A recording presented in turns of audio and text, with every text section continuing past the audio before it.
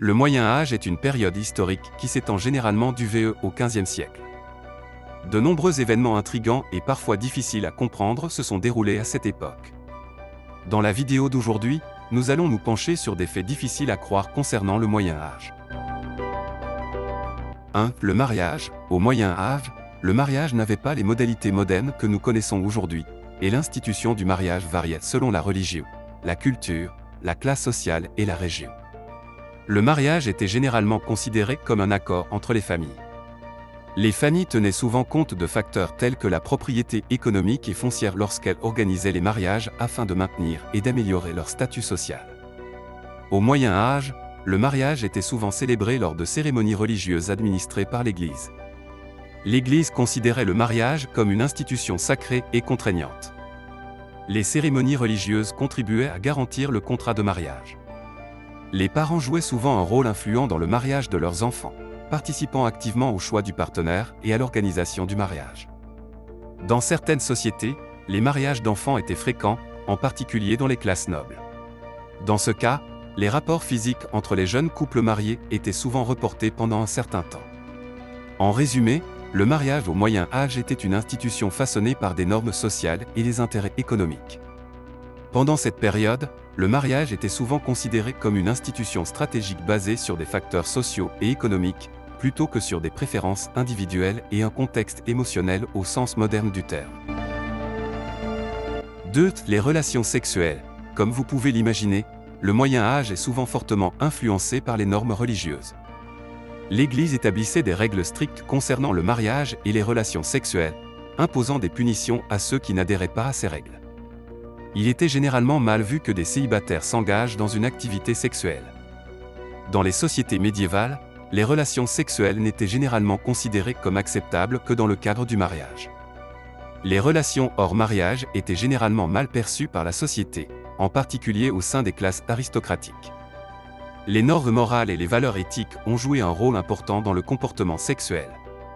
La société estimait que les relations devaient se dérouler exclusivement dans le cadre du mariage et que les relations hors mariage pouvaient être criminalisées si elles étaient jugées contraires aux normes de la société.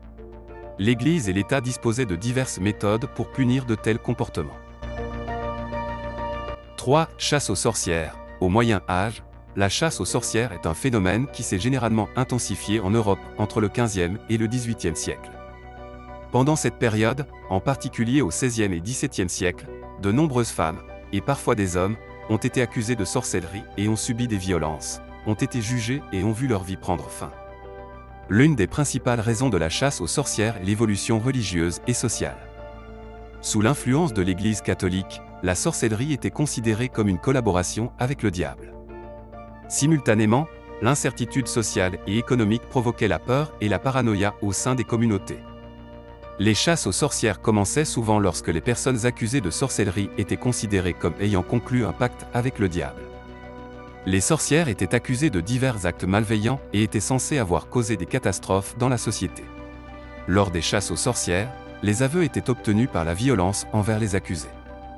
Les gens étaient contraints de faire des déclarations mensongères sous la pression et de s'accuser d'être des sorcières. À l'époque, ces chasses aux sorcières ont créé une grande peur et une paranoïa dans la société.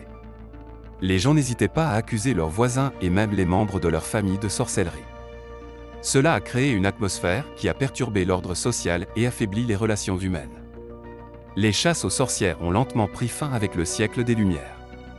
Les penseurs des Lumières ont critiqué les chasses aux sorcières en adoptant des approches rationnelles et scientifiques. La croyance en la chasse aux sorcières a diminué au fil du temps et les systèmes juridiques ont été réformés. 4. L'hygiène. Les habitudes de nettoyage au Moyen Âge étaient généralement plus simples que celles d'aujourd'hui. Il n'était pas courant de se baigner fréquemment.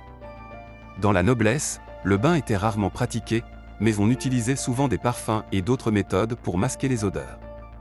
Au Moyen Âge, l'eau était souvent difficile à obtenir et à chauffer. Par conséquent, de nombreuses personnes n'avaient pas accès à l'eau chaude. L'eau chaude était un facteur important de propreté et d'hygiène, mais elle était généralement un luxe. Le lavage des vêtements était souvent limité par les saisons, et de nombreuses personnes lavaient rarement leurs vêtements. La propreté des vêtements était souvent basée sur des facteurs externes, par exemple, l'utilisation de parfums, ou sur des méthodes de désodorisation. Le ménage était généralement effectué par les serviteurs du manoir, mais ces services étaient souvent limités. Les conditions de vie des classes inférieures étaient souvent moins bonnes et elles disposaient de ressources limitées pour le nettoyage de la maison. Souvent, leurs habitudes en matière de toilette étaient très différentes de celles des toilettes modernes. Les toilettes étaient généralement situées à l'extérieur, souvent dans des lieux publics. Les cuvettes et les infrastructures d'eau étaient très différentes des systèmes de toilettes modernes. L'entretien des cheveux et de la barbe était plus courant dans la classe noble. Cependant, la population en général disposait de ressources limitées pour entretenir ses cheveux et sa barbe. Par conséquent, les mauvaises conditions d'hygiène au Moyen Âge ont favorisé la propagation des épidémies. Des épidémies telles que la peste noire ont été largement influencées par des normes d'hygiène insuffisantes et des connaissances médicales limitées. Au Moyen Âge, l'hygiène était généralement maintenue à un niveau peu élevé en raison de ressources limitées, de déficiences technologiques et de facteurs culturels. 5. Les chevaliers. Nous terminons notre vidéo avec les chevaliers du Moyen Âge.